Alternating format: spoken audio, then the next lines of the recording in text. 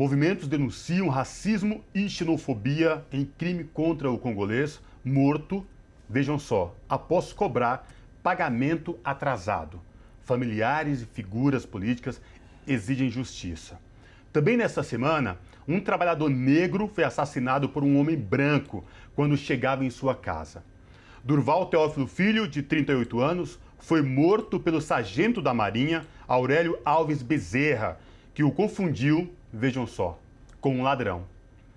O crime aconteceu na noite de quarta-feira em São Gonçalo, município da região metropolitana do Rio de Janeiro. Para falar sobre essa questão, nós conversamos agora com a Adriana Moreira, que é doutoranda em Educação e Desigualdades pela Faculdade de Educação da USP, do Uniafre-BR e da Coalizão Negra por Direitos. Olá, Adriana Moreira, prazer falar contigo, seja muito bem-vinda. Boa tarde, eu que agradeço o convite. Adriana, a gente colocou um vídeo para fazer a introdução desse nosso bate-papo, e aí, para a gente introduzir nessa conversa, que é mais um assassinato de um corpo negro. E aí, primeiro o congolês, assassinado com requintes de crueldade no Rio de Janeiro, quando foi a um quiosque reclamar o seu direito por lei, trabalhou e tinha que receber. Foi amarrado, foi espancado, foi violentado, a pauladas, e nem no auto de morte, com esse requinte de crueldade, teve sua dignidade respeitada. Chegou no hospital, teve seus órgãos retirados e doados sem autorização prévia de família de ninguém. Eu queria que você comentasse pra gente esse assassinato cruel do congolês no Rio de Janeiro, Adriano. Bem, esse fato, né, o assassinato do Moisés, foi noticiado, e é importante que ele tenha sido noticiado e que ele tenha trazido, de alguma maneira, um fato importante e bastante violento e que acontece na sociedade, que diz respeito às violações de direitos dos migrantes africanos ou descendentes de africanos imigrantes da sociedade brasileira, né? Se a gente remontar a 2003, lá no Recife, um navio de bandeira chinesa encontrou alguns meninos que estavam em alto mar, que eram nigerianos. Entregaram alguns pescadores e os agentes de fronteiras brasileiros disseram: não, a gente não vai recebê-los aqui no Brasil, porque ele vai colocar em risco a saúde dos brasileiros e a segurança pública da sociedade brasileira. Em 2006, esse fato se repete, agora com o Brasil com um navio de bandeira turca. E os agentes de segurança, os agentes de fronteira tecem o mesmo discurso, né? Em 2007, na UNB, um alojamento de estudantes de origem africana foi incendiado por estudantes brasileiros. Os meninos, eles estavam aqui estudando, porque o Brasil tem relações com o continente africano desde o período da independência, né? As portas do Brasil estão abertas, desde das independências africanas. Então, no final dos anos 60, o Brasil abre as portas para os países africanos. Então, a gente tem um fluxo de estudantes africanos estudando no Brasil. Esses meninos moravam no alojamento estudantil na UNB. Esse alojamento foi colocado fogo para os estudantes brasileiros. Em 2011, o Tony, que era um estudante que estava aqui no intercâmbio, um estudante guineense, né, um menino que veio de Guiné-Bissau, estudante relacionado à área de tecnologia, ele foi espancado por um casal e a polícia não apenas assistiu, como ajudou no espancamento, e ele foi morto. Em 2012, perto da Prefeitura de São Paulo, existiam vários meninos e meninas haitianos e também do continente africano vendendo coisas na rua. A polícia, a Guarda Civil, apreendeu no meio da tarde todos esses meninos e essas meninas, e eles foram levados para a delegacia. Por qual motivo? Em tese, todos eles estavam sem documentação.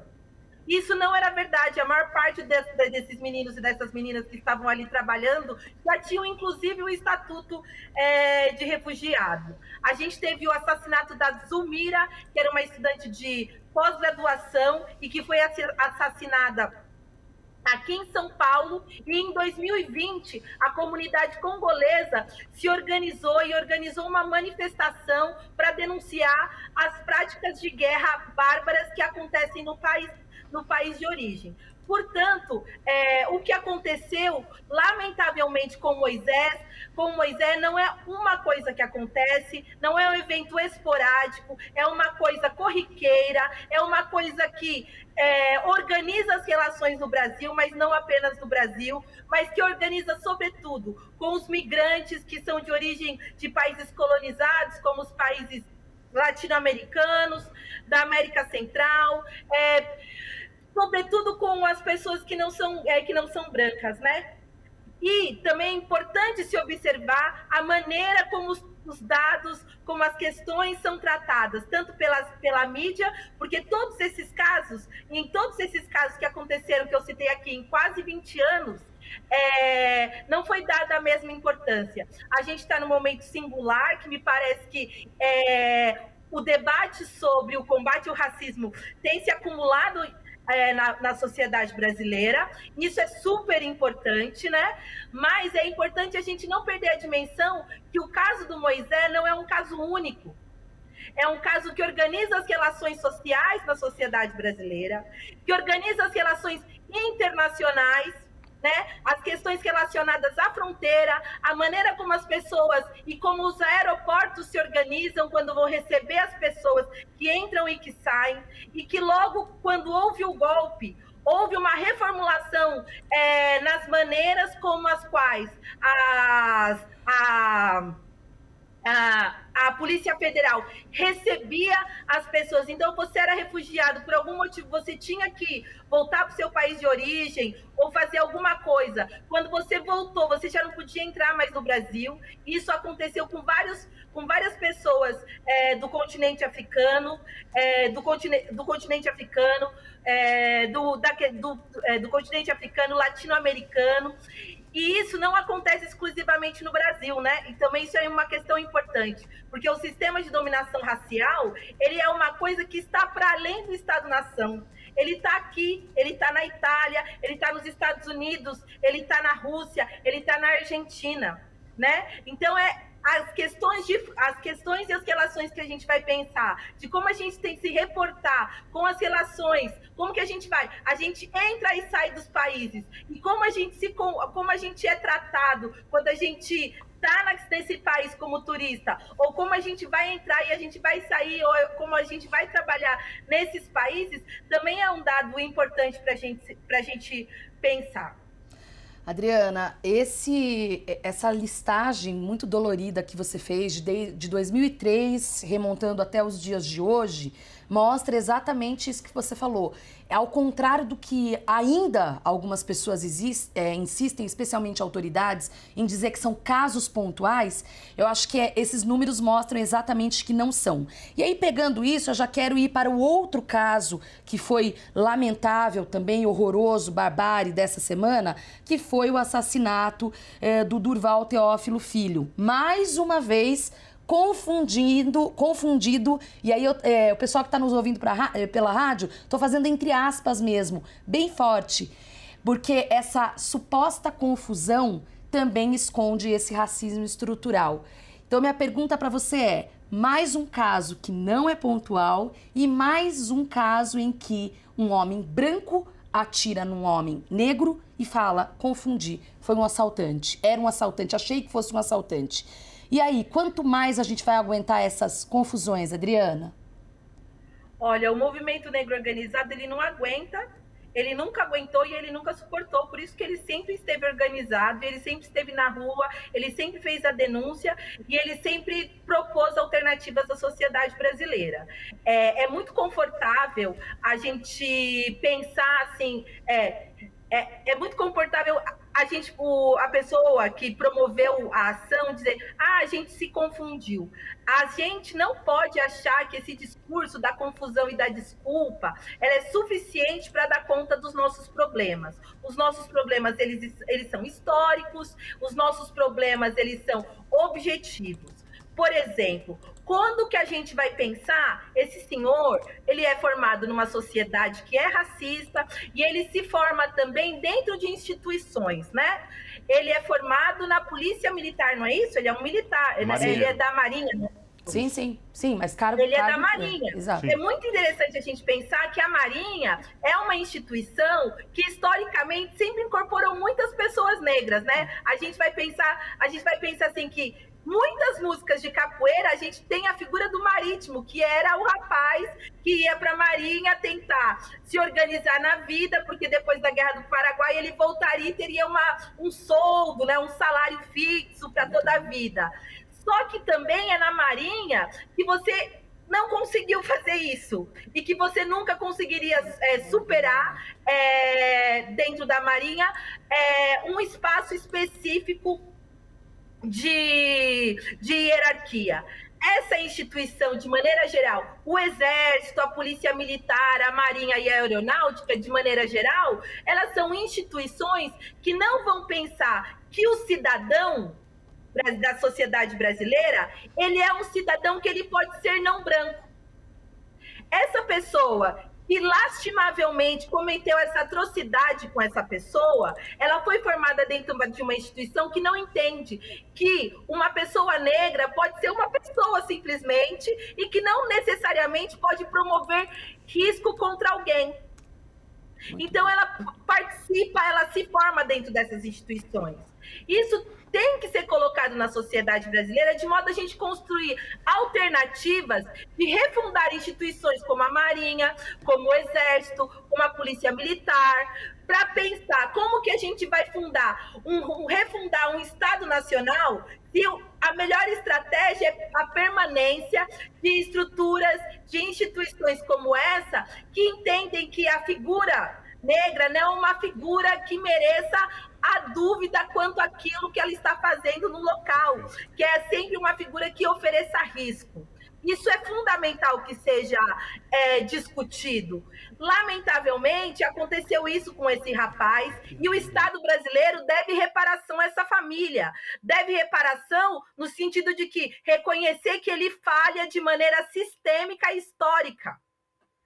O Estado brasileiro é responsável pela garantia da vida de todas as pessoas e responsável pela garantia da vida do rapaz que foi assassinado e do Durval. E a pessoa que promoveu o tiro, lamentavelmente, ela precisa ser responsabilizada das formas da lei. Mas só isso é insuficiente para a gente repactuar o modelo de sociedade brasileira que a gente precisa. A gente precisa avançar. O modelo de polícia militar, exército, que são as forças armadas brasileiras, é insuficiente para o modelo civilizatório de uma sociedade que tem 58% de população negra, que tem população indígena, que tem crescido e a gente deseja e trabalha para que ela cresça mais ainda. Né? Então, a gente precisa pensar um modelo, porque é uma guerra sem fim. Se a gente pensar que a cada 23 horas, a gente morre um jovem negro no Brasil. Isso significa que a gente tem uma guerra sem fim contra a população negra. E eu acho que ninguém aqui quer viver numa guerra. Viver numa guerra é terrível, sobretudo quando essa guerra não é nomeada. Viver numa guerra declarada, eu acho que é melhor, porque daí vem a ONU, tem uma série de instrumentos legais para mediar a situação. Agora, no modelo de guerra institucional que nós vivemos, aí fica mais difícil. A situação, inclusive do ponto de vista da saúde mental, é mais difícil para você lidar com a problemática. Eu não estou ouvindo. Isso. Agora você me ouve? Agora sim. Adriana, isso que você falou é muito importante, porque quando a gente fala de casos pontuais, como você citou, Maria Tereza, começa a se naturalizar assassinato, espancamentos de pessoas negras. Começa a se naturalizar que os alvos perdidos das balas perdidas são corpos periféricos e negros, né? E isso que você traz joga a luz a tudo isso que nos envolve, né? Então, como você falou assim, é muito provável que neste exato momento que a gente está conversando, um jovem ou uma jovem negra esteja sendo assassinado em todo o país, né? Que é uma guerra que existe, mas que não é declarada. Eu sou professora, eu faço doutorado, sou professora, militante da UNEAFRO. Eu tive um aluno de 17 anos que foi assassinado. e que tudo indica que ele foi assassinado pela polícia militar. Ainda vai ter processo, assim, a minha organização, a Uniafro, está acompanhando, mas tudo indica, a gente sabe qual que é o caminho desse processo. Mas o que uma comunidade faz quando a gente lamenta a morte de um menino de 17 anos? Quando isso é naturalizado, perdeu todo mundo. Perdeu todo mundo quando um menino de 17 anos foi assassinado. E, no limite, talvez não devesse importar quem matou. Devesse importar mais o que aconteceu e por que ele morreu, aonde aconteceram os problemas. Esse menino foi reprovado durante 4 anos seguidos na escola. O que aconteceu? Por que a escola reprovou durante 4 anos seguidos esse menino? E assim como ele foi reprovado durante 4 anos seguidos, muitos outros meninos como ele são reprovados durante 4 anos seguidos, se afastam da escola e são assassinados pela polícia. Porque é assim que o inquérito da Unesco demonstra como estar dentro da escola é um dado que garante a vida de meninos em situação de vulnerabilidade.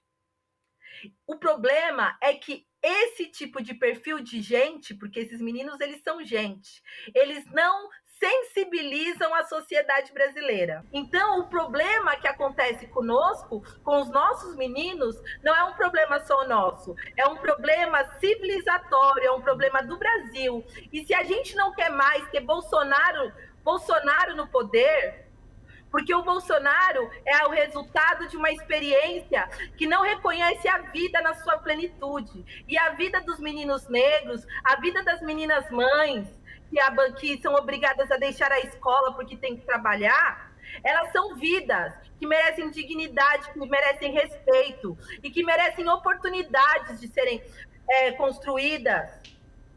Essa vida não pode ser negada. Quando a gente nega essas vidas, a gente está dando oportunidade para a construção de trajetórias que trazem à tona experiências como a do bolsonarismo. Muito e bom. Nós que construímos esse campo, o campo da esquerda, o campo popular, o campo da coletividade, a gente não pode permitir isso novamente.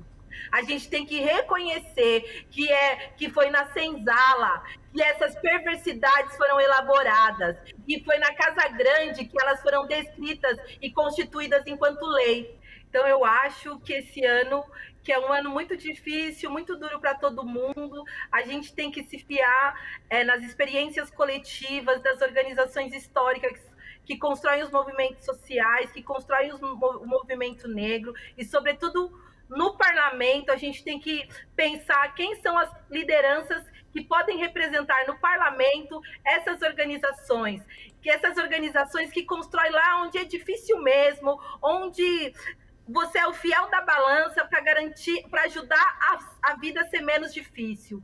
E é isso que a gente precisa saber, porque essa galera que estava do lado do Moisés, quando as coisas foram muito difíceis para eles no Rio de Janeiro, e essa galera que está agora com a comunidade congolesa, fazendo debate e ajudando na construção dos atos nacionais, que a Coalizão Negra por Direitos e as demais organizações que estão coordenando que coordenaram os atos de hoje mais cedo, do Justiça por Moisés, e que fazem o debate sobre a situação da população migrante e a população itinerante do Brasil durante o ano todo. Então é isso, a gente da Uniafro e da Coalizão, a gente continua a nossa jornada para Palmares, porque a gente acha que esse é o lugar que a gente tem que chegar. Muito Maravilha! obrigada. Professora Adriana Moreira, doutoranda em Educação e Desigualdades pela Faculdade de Educação da USP, também professora da Uniafro, é isso, né? Integrante da Coalizão Negra por Direitos.